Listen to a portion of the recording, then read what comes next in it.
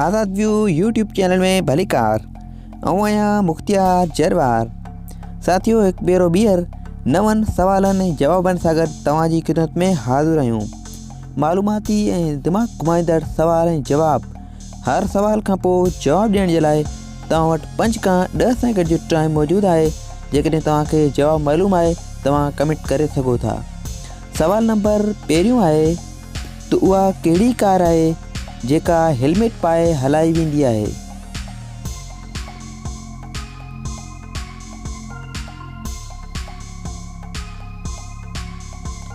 जवाब formula 1 racing car. सवाल number 2 आहे त उहो कहिड़ो जानवर आहे जेको आवाज़ नथो कढी सघे?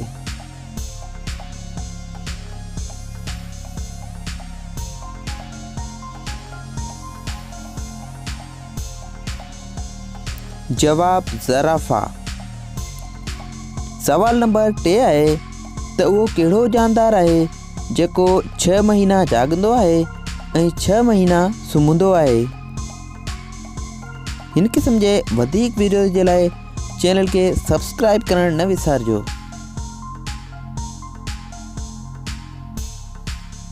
जवाब ॾेॾर। सवाल नंबर 4 आहे त उहा कहिड़ी शइ आहे जेका उस में बि नथी सुके? कॉमन सेंस जो दिलचस्प सवाल आहे।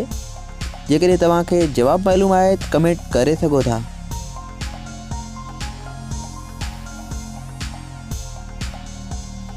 जवाब पघर।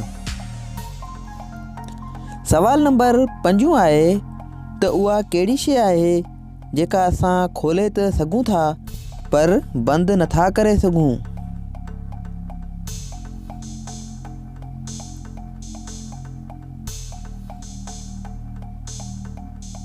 जवाब बेज़ो। साथियों, असांजी ही वीडियो तव्हांखे कीअं लॻी? तव्हां केतिरनि सवालनि जा जवाब ॾिना? कमेंट करे पंहिंजी राय जो इज़हार ज़रूरु कंदा। वधीक वीडियोज़ जे लाइ चैनल खे सब्सक्राइब कंदा। दुआ में असांखे यादि रखंदा। अल्लाह हाफ़िज़।